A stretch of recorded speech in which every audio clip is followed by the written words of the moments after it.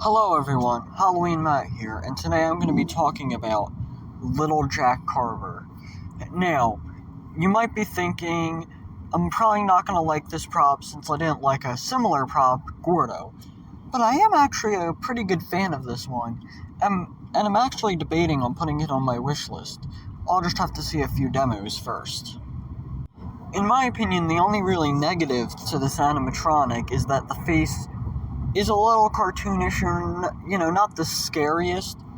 But if you modified it, maybe put some creepy cloth, maybe put some fake blood on it, it would be fine. If I ever got this prop, I don't know if I will yet. I still have to figure out if I 100% want this prop. But I wouldn't be modifying it because it's just a simple jump scare. And two, I don't really like to do anything permanent to my animatronics, because one day these will become rare, and I can say I have an original rare prop.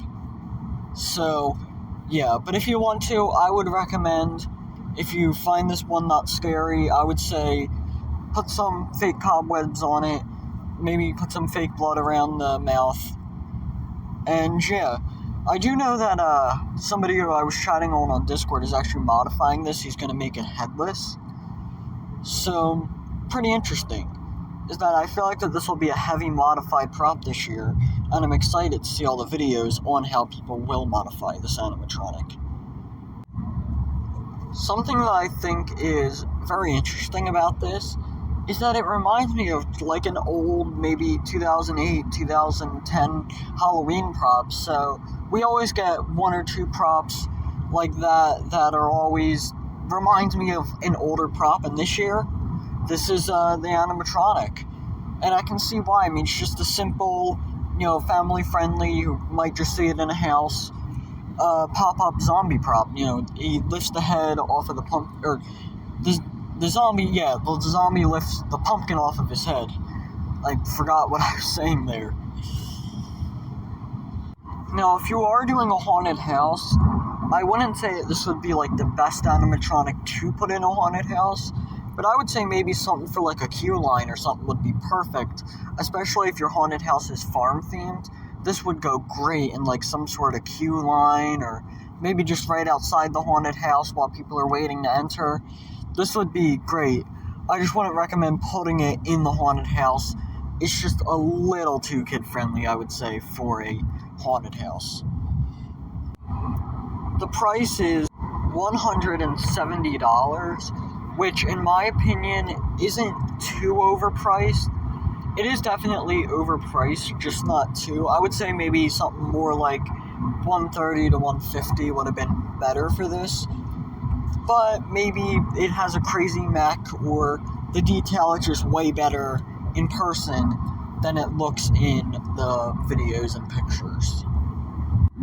The audio, in my opinion, is a little weird. It isn't bad, but it's just a little weird to me.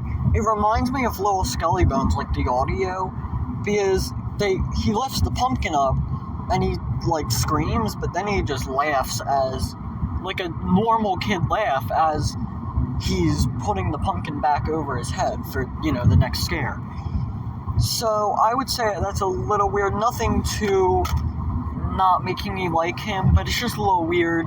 I would say they could have done a little better on the audio, in my opinion. But overall, that's all I really have to say on this animatronic. I really hope you enjoyed it. Overall, I'm going to give this animatronic a 9 out of 10. The only reason I don't give it a 10 is because of the detail and the audio. That's really it. This prop is actually probably my favorite, smaller prop. And I don't know, I have a feeling that this thing will actually be huge in person. I'm just looking at images and it looks small, but I have a feeling that this will be bigger than everyone thinks when we actually go and see it in the stores. But yeah, I hope that you guys enjoyed this video, and I will see you next time. Goodbye.